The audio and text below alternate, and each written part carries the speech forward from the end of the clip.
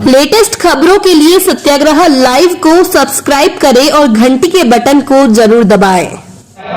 कि किस प्रकार से आदिवासी जल, जंगल और पानी के ऊपर अपनी खेती करके या जंगल से फल फ्रूट लाके कैसे अपना जीवन व्यापन पूर्व में करता था, और जब सरकार आई तो उसके बाद में फॉरेस्ट का अत्याचार कैसे हुआ, पुलिस का अत्याचार कैसे हुआ, और जैसे कई सारे लोग आदिवासी के देवी देवताओं के ऊपर आक्रमण करके उन देवी देवताओं को जो है कन्वर्ट करने का काम कर रहे हैं, उसकी बात इसमें आई है।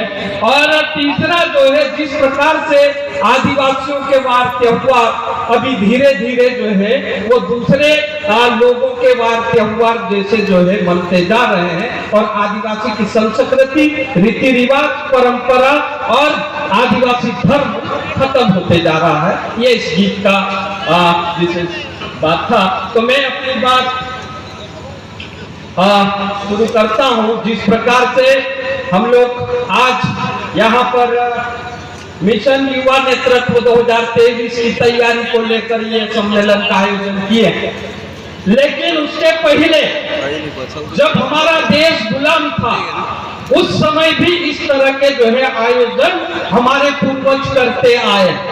जैसे मैं आपको याद दिलाना चाहता हूं 1857 की क्रांति की, हमने जो है कार्यक्रम शुरू करने के पूर्व हमारे क्रांतिकारियों के चित्र के ऊपर माल्या अर्पण करने के बाद में कार्यक्रम का शुरुआत किया।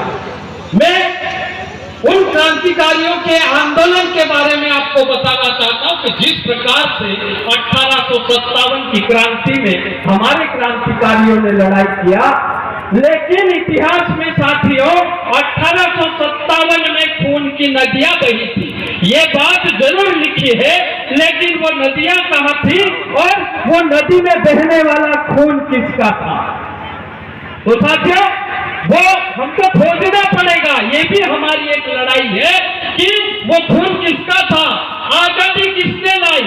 इतिहास तो ये कहता है कि 1857 की क्रांति के बाद में 1857, 1858, 1859 में अंग्रेजों ने फॉरेस्ट एक्ट लाया, और वही फॉरेस्ट एक्ट लाने के बाद में हमारे जंगल को अंग्रेजों ने छीना।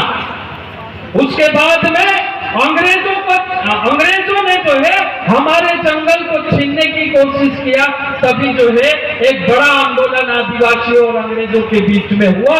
उसके बाद में अंग्रेजों ने फ्रांस से एक पर्यावरणवादी को बुला के भारत में लाया, और उस पर्यावरणवादी ने हमारे भारत के जंगल को 3 टुकड़े में बांटा, और वो 3 टुकड़े जिसमें बड़े पेड़ थे वो उसको रिजर्व कर दिया, और उससे कम छोटे पेड़ थे उसको अलग कर दिया, और जो एकदम छोटे पेड़ थे उसको अलग कर दिया। क्यों किया साथियों? इसलिए उन्होंने किया कि जब अंग्रेज हमारे देश पे राज कर रहा था उस समय अंग्रेजों को बड़े बड़े जहाजों की जरूरत थी और रेलवे लाइन की जरूरत थी, तो रेल चलाने के लिए लकड़ी की जरूरत पड़ी, जहाज बनाने के लिए लकड़ी की जरूरत पड़ी, तभी जो है हमारे जंगल को अंग्रेजों ने कानूनी रूप से हमसे छीन कर अंग्रेजों के कब्जे में वो जंगल को कर लिया।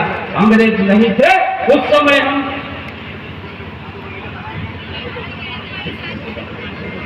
तो इसी ढंग से जो है अंग्रेजों ने हमसे जंगल छीना था, हमको गुलाम बनाया। आजादी मिली साथियों, आजादी मिलने के बाद में जिस प्रकार से आज हमको आजाद देश में गुलाम की जिंदगी जीना मजबूर हो रहे हैं जीने के लिए, उसको अभी आजादी लाने के लिए हम लोग जो है मिशन 2023 के जरिए हो सकता है कि जिस प्रकार से हमारे आदिवासी के नाम पर वो लोग चुनके जाते हैं जो उनके गुलाम होते हैं, और उनकी गुलामी के अंदर जो है वो वहां विधानसभा में हमारे हक की बात नहीं करते हैं। इसलिए साथियों अभी आने वाले समय में हम सबको समझना पड़ेगा कि आदिवासियों के हक अधिकार क्या है। उनके जो है हक अधिकार अगर नहीं मिल रहे हैं तो लेने के लिए हमको क्या क्या करना पड़ेगा, आंदोलन करना पड़ेगा, चुनाव लड़ना पड़ेगा, विधानसभा में जाना पड़ेगा, लोकसभा में जाना पड़ेगा।